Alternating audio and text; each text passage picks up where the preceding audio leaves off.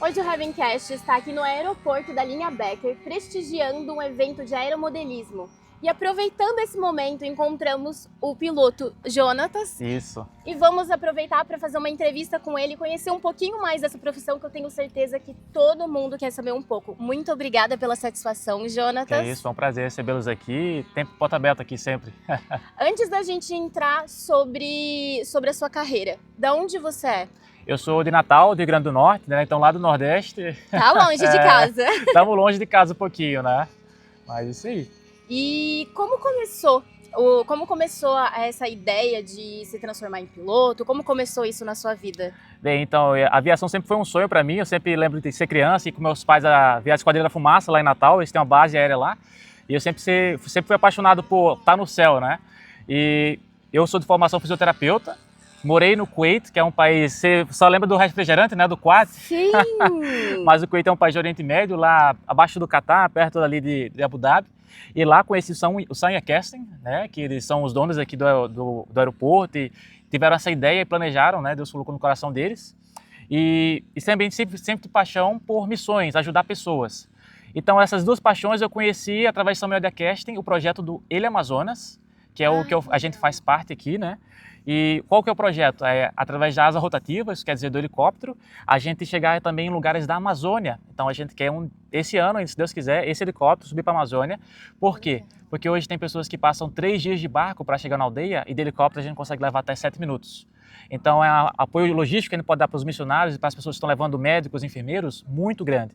E aí quando eles apresentaram o projeto para a gente, eu e minha esposa estava querendo voltar para o Brasil, mas para um lugar calmo, um lugar tranquilo, né? E quando eles mostraram um projeto com aviação, que tem a oportunidade de trabalhar com a parte humanitária na Amazônia, missionária, e num lugar como esse aqui, Itapiranga, né, que é um lugar lindo e maravilhoso, assim, perfeito. Aí falamos, não, é Deus falando conosco, né, vamos voltar para Itapiranga e vamos começar no Brasil ali, nesse lugar lindo, né. Que bacana. E quando que você chegou aqui?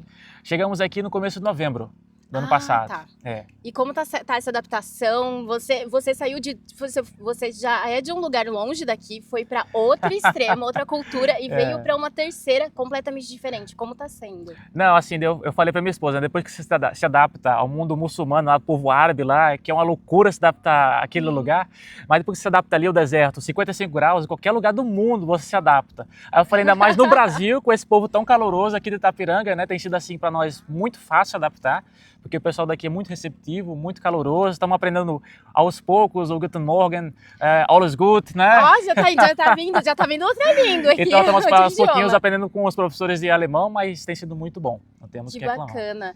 E você já é formado nessa área, você já pilota desde novembro começou a sua formação ou começou antes? Não, em novembro nós começamos a ter introdução ao helicóptero e começamos a ser formados como piloto, né? E aí em fevereiro eu adquiri o brevet, né? E você faz toda a formação, na escola de pilotagem foi lá em Porto Belo, no Costa Esmeralda, e você passa por um rigoroso treinamento, aí você muda para essa máquina, tem mais um rigoroso treinamento, e aí depois também tem o crivo do Sun Aircasting, que eles são pilotos, ambos são pilotos e instrutores de helicóptero, né? Então eles vieram aqui também, fazem um rigoroso treinamento também, e aí só depois está liberado para voar. Então, assim, para estar podendo voar é porque passou por grande processo, né? Não é fácil, né? Nas primeiras horas, assim, todo mundo fala que, principalmente para helicóptero, nas primeiras 3 horas todo mundo pensa em desistir. Porque para helicóptero parece que você tem que segurar uma bicicleta parada em pé sem sair do canto. No começo é quase que impossível, é um touro mecânico, né? Que eu sei, meu Deus do céu, eu nunca vou conseguir dominar isso daqui, será que eu nasci para isso? Será que eu estou errado? Mas aí depois com persistência, né? Foco, determinação, você estuda, você se dedica e aí você consegue. Eu creio que todo mundo, nada é impossível para ninguém. Se você tem foco, determinação e você suporta um processo, você consegue chegar onde você quiser, né? E com a aviação não é diferente. Você consegue, com foco e determinação, você consegue chegar onde você quiser também. Além de foco e determinação, o que eu preciso para me tornar uma pilota? Certo, então, para efetivamente os caminhos para se tornar piloto, o primeiro passo é ter a banca da ANAC. Você tem que estudar para o curso de piloto e aí você vai passar por uma prova da ANAC que tem 5 matérias, né? Meteorologia, aí a parte de navegação, conhecimentos técnicos da aeronave, e você passando essa prova, você faz um exame médico. Aí é um exame médico bem rigoroso, que faz eletrocefalograma, faz teste da esteira, né? Mas se não tem nenhum problema, tudo certo. Ó, tem óculos e você passa. Tem óculos, não, grau 7 graus, mas você consegue passar bem. Legal. E aí você se matricula em uma escola de aviação. E aí lá você vai voar as horas e você vai ser habilitado pelos instrutores depois disso aí para você poder ser um piloto, né? Então esse é o caminho prático para você conseguir se tornar um piloto. Mas é um sistema bem rígido, né? Assim, o treinamento é bem rigoroso e se você não passa, porque na escola que eu fiz, então cada X horas tinha uma prova praticamente. Então se você não passa não está ainda apto naquela prova, você tem que repetir de novo e você repetindo até você conseguir passar no crivo da escola, né? Entendi. Então você tem que se dedicar bem. Mas como falei, com dedicação, todo mundo pode pilotar, todo mundo pode voar. É só ter lá o foco e estudar. Eu quero saber agora de você, não sei se você vai lembrar, mas você consegue contar pra gente um dos voos mais desafiadores que você teve até hoje? Um dos mais desafiadores, eu creio que foi lá no treinamento mesmo, quando a gente estava fazendo a navegação, que nesse dia da navegação a gente pegou um mau tempo assim voltando, e aí quando pegou o mau tempo voltando assim, foi o meu primeiro voo solo, um dos primeiros voos solo que o instrutor sai, né, e você tem que voar sozinho na máquina, né, até então você está com ele. Ai, meu e aí Deus. Tava uma tempestade chegando, eu olhei para um lado, eu falei, bem, decolei, olhei para um lado, estava fechando, olhei para o outro, estava fechando, aí eu falei na fonia com o pessoal, os pilotos, bem, tá fechando também, eu falei, eu vou voltar para a base. Ai, meu Deus. Voltei em 2 minutos que eu posei assim, cortamos a aeronave, caiu um toró d'água assim, absurdo, ainda bem né? que você pensou rápido sobre isso, né? Então, aí por isso que o julgamento do piloto tem que ser bem rápido, porque você tem que tomar decisões antes que alguma coisa ruim aconteça, né? Aí posei, botamos a aeronave para dentro e caiu um toró d'água que durou acho que umas 2 horas e esse foi um dos mais desafiadores. Com chuva não existe a possibilidade de voar? Então, com chuva dá para se voar, mas a gente tem limites visuais. O nosso voo é um voo visual, então a gente tem limites visuais que a gente tem que ter para ter um voo em segurança. E quando está com chuva, a visibilidade ela geralmente reduz. Sim. E quando está com chuva também, há a possibilidade de estar tudo fechado à sua frente. Então, por segurança, quando a gente vê chuva chegando, a gente prefere ficar em solo e não forçar a aeronave ou forçar em um mau tempo, que aí com o mau tempo, aí é perigoso para a aeronave, né? Porque se você entra na nuvem, eu estava explicando para o pessoal, se você entra na nuvem com o helicóptero, esse helicóptero é para voo visual, se você entra na nuvem, você pode se desorientar. E quando você se desorienta, aí que pode um acidente acontecer. E aí quando os acidentes aeronáuticos acontecem, o pessoal quer enfrentar o mau tempo e fala, eu conheço, eu sei muito, e aí que a coisa ruim acontece, né? Geralmente quem sabe muito aceita que não sabe tudo, né? Então você acaba sendo mais cauteloso. Isso, o pessoal fala que geralmente nas primeiras 50 horas é o mais perigoso e depois quando chega em 200 horas aí você fica mais experiente aí se torna perigoso de novo. Entendi. Por quê? Porque você começa a se sentir super confiante, você, não, agora eu tenho uma máquina na mão, eu conheço o tempo aqui, eu conheço a região, não preciso ver mapa, não preciso checar a aeronave, aí você decola e uma coisa ruim acontece. Mas a aviação em si é muito segura porque você tem que checar tudo várias e várias vezes. Então, se você segue o procedimento, a certeza é a segurança. Eu ouvi mais cedo você falando muito sobre checklist. Então, você pode me falar como isso se encaixa, como funciona dentro do seu trabalho, para você levantar voos? Claro. Então, antes de qualquer voo que a gente vai fazer, a gente tem que fazer um check da aeronave, a gente chama de check pré-voo. Então, a gente vai ver cada parte da aeronave, vai checar as luzes de emergência, vai checar como é que está a parte do motor, a integridade da aeronave. Depois disso, quando a gente vai acionar a aeronave, a gente tem um checklist que a gente tem que cumprir. Então a gente faz mais cheques de segurança para poder garantir que a aeronave está segura para poder decolar. Quando a gente pousa a aeronave, a gente faz um cheque de abandono, a gente tem que ver novamente como é que está a aeronave quando a gente vai sair. E se eu vou fazer um voo daqui a 5 minutos, eu tenho que fazer tudo de novo. Entendi. Eu cortei a aeronave, desliguei a aeronave, eu tenho que fazer tudo novamente para poder operar com segurança. Né? E deixa eu te fazer uma pergunta. Um piloto ele tem que entender sobre o funcionamento total da aeronave, então. Não é simplesmente você saber pilotar e você saber ali os comandos. Você tem que entender como essa aeronave se comporta, por exemplo. Isso, exatamente. Quando você está estudando para a prova do piloto privado, né?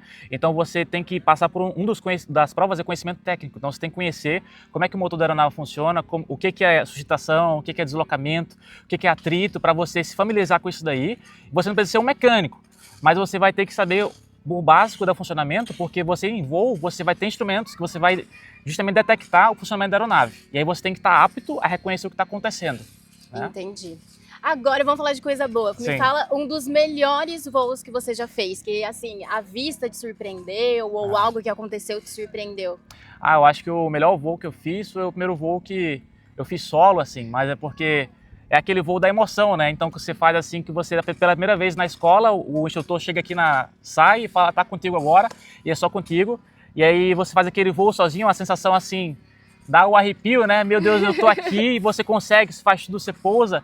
É uma sensação indescritível, é muito gostoso, né? Depois você tem um banho de óleo, você é batizado no óleo, então você senta lá, é uns 5 litros de óleo na sua cabeça. Até hoje eu acho que eu tenho óleo no cabelo ainda.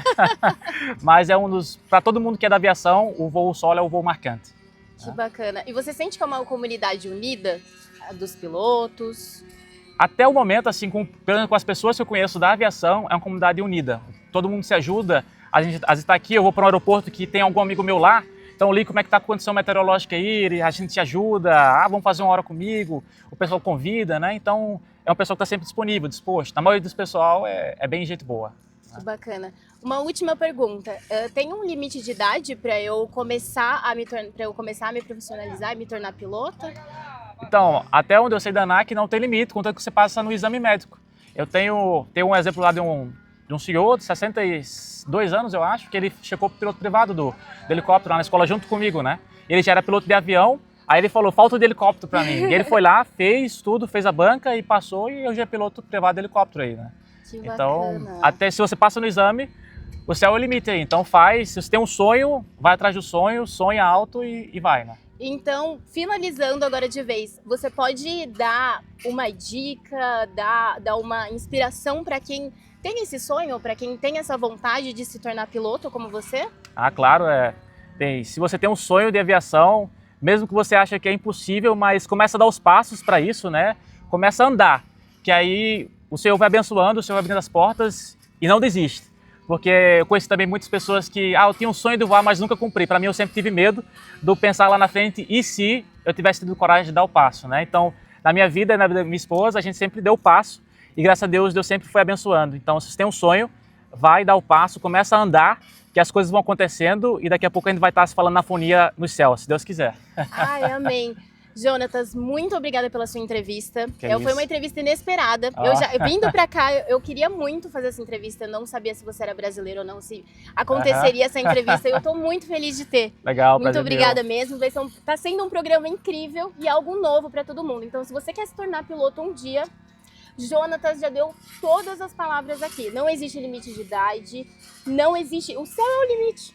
O céu é o limite. Muito obrigada, Jonatas. Nada, que isso. Até o próximo programa.